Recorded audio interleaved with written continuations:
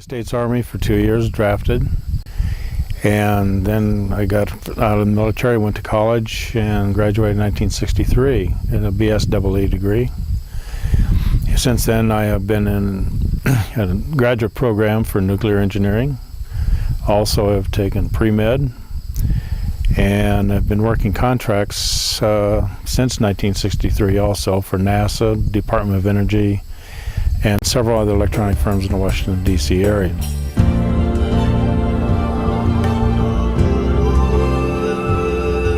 In 1957 to 59, I was mostly outside of Albany, Maryland, just north of Washington, D.C., at a Nike Ajax missile facility.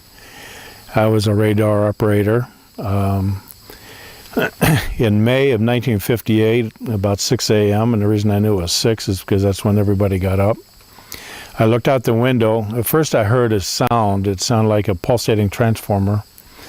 I looked out the window and looked across the field and saw this object heading towards the ground and saw it crash. It broke apart, and then it took off again in flight.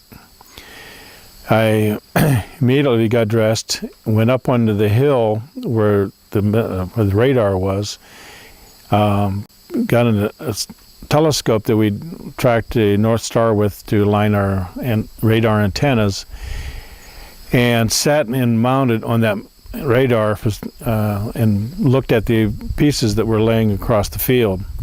And the largest piece that I saw, which was actually glowing white hot, was probably the size of a washing machine. Shortly thereafter, the Air Force personnel had arrived going across this field and started picking up these pieces. Now, they used long poles, very long poles, to pick up the biggest piece, and they proceeded to put it on a truck that was lead-lined truck and pushed it in with another long pole and got it inside the truck itself. Then the other personnel picked up the other pieces that were laying about. Now, what's interesting about it is, from my knowledge of nuclear things now, I recall that these personnel were wearing radiation suits, protective suits, and then they proceeded to take the material away. Have no idea where it went. The other issue there was that when the craft took off again after it crashed, it went through a grove of trees, which it actually sheared 3, 4, 5-inch limbs in just one fell swoop, like a knife or a machete. Well, that wasn't the real exciting part. The real exciting part happened the next evening while I was on duty, and it was approximately 10, 11 at night. And I got a call from the Gaithersburg facility saying that they had 12 to 15 UFOs 50 to 100 feet off the ground. So I asked the guy who was on the radio with me, I said, what do they sound like? He took his head mic off, put it out the van window, and again, the pulsating sound, except there were more of them. And he was describing them, and in different shapes and so forth. I had the radar on, the M33 radar, sweep radar, and I found right next to the ground clutter where Gaithersburg sits, I found the blip where these vehicles were. And then all of a sudden they all took off at the same time. And from my radar scope, it went one sweep. It's a 33 1/3 RPM. To go that distance from the center out to where I got the next blip in the first sweep, at a constant velocity would have to be 17,000 miles an hour, which we calculated from our analog computer. It was probably in excess of 30 feet in diameter. It had circular balls appeared on the outer rim, up close to a cake-like fixture on top, and they were different colors. They were orange and red and some yellow, but they were pulsating. So I mean, it was quite a sight to see as it was wobbling towards the earth and hit. And it came in at a fairly rapid rate. How far away was it from you? Where it crashed, well, it came actually over top of the barracks. So I actually saw the tail end of where it crashed. Was approximately 2,000 yards. And the reason I know that is because it paralleled the launch pad, which is 2,000 yards away. There was one individual on guard duty who actually saw it come in and went over top of him. And the guard shack was just a few yards away from the barracks. And he saw that actually come down and crash all the way from when it first appeared. But you said the retrieval was apparently by Air Force? The Air Force, yes. It was outside the fences of the target or the radar area and also the launch pad. So it was in the civilian area. It landed in this person's cornfield. In fact, the farmer was actually standing there washing his hands when he saw it crash and take off again. It's near Mount Zion, Maryland. It's just on the other side of Mount Zion, going east. I do know that the article hit the New York Times the next day. What year was this? 58. May of 58. May of 58.